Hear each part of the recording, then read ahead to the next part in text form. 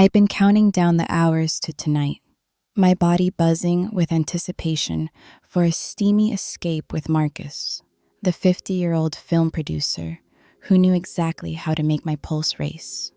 The LA skyline glowed in the distance as I stepped up to his sleek Hollywood Hills villa, expecting his familiar touch the moment the door opened. But when it swung wide, it wasn't Marcus standing there. It was a younger man, his sharp blue eyes and cocky smirk catching me off guard, a thrill racing through me as he murmured, "Guess I was right about you." I stepped inside, my heart pounding, knowing this night was about to take a turn I never saw coming. What would you do if your plans ignited into something even hotter? Before we dive in, please take a quick moment to hit like and subscribe. It really helps my channel grow. And if you've already done it, thank you. Watch until the end. I promise you won't be disappointed. So let's jump in. I'm Lauren, a 28-year-old freelance photographer who thrives on the chaos of LA's creative scene. I spend my days shooting music videos and my nights chasing the city's electric vibe. Think rooftop bars in downtown LA, after parties in West Hollywood, and the occasional starlit hike in Griffith Park. A few months ago, I met Marcus at a film premiere party in Beverly Hills, a 50-year-old producer with salt and pepper hair, a commanding presence, and a smile that could melt you on the spot. We'd been hooking up ever since, keeping it casual and secret, our meetups fueled by late-night texts and the thrill of sneaking around. Last night, he messaged me, "My place, 9 p.m. Don't keep me waiting."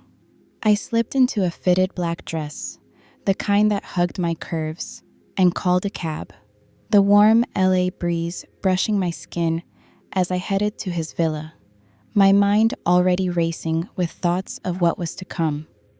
The cab ride to Marcus's Hollywood Hills villa was a haze of anticipation.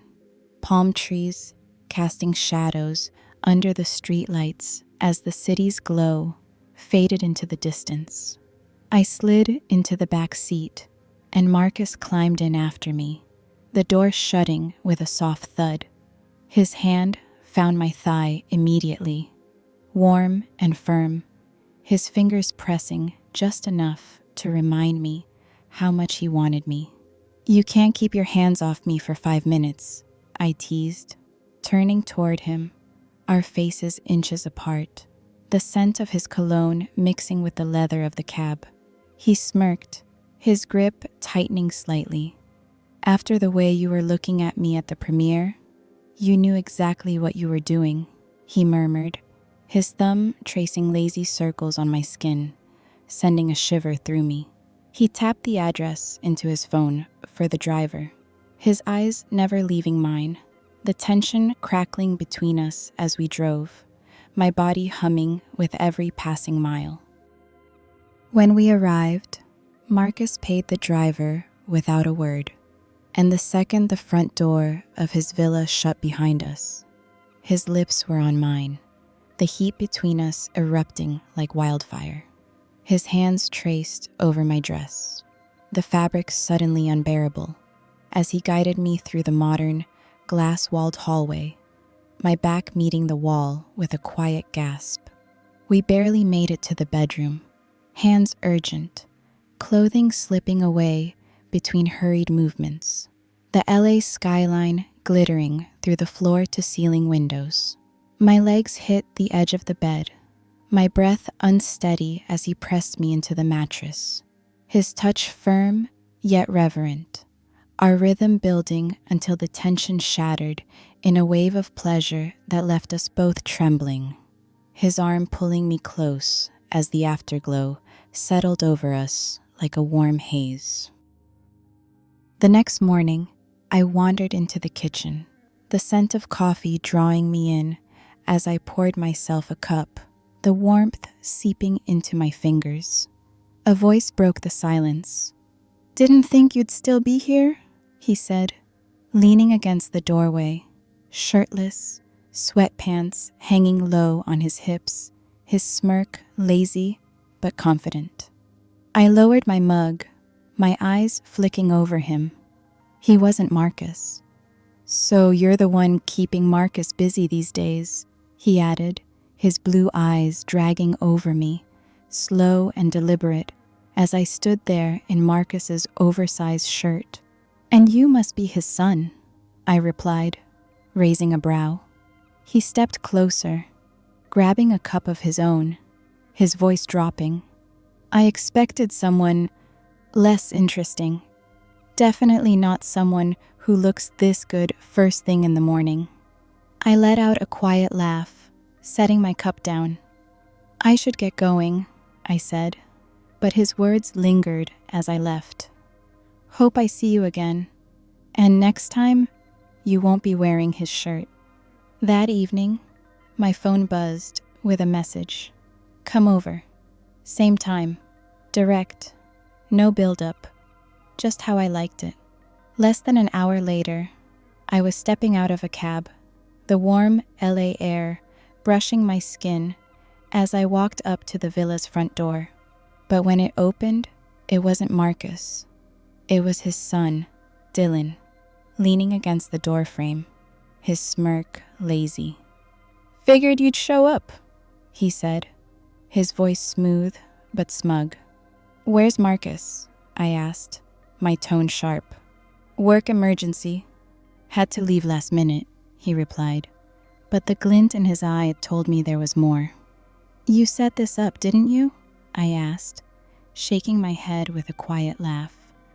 Would it bother you if I did? He countered. I stepped past him, brushing against him just enough to make my point.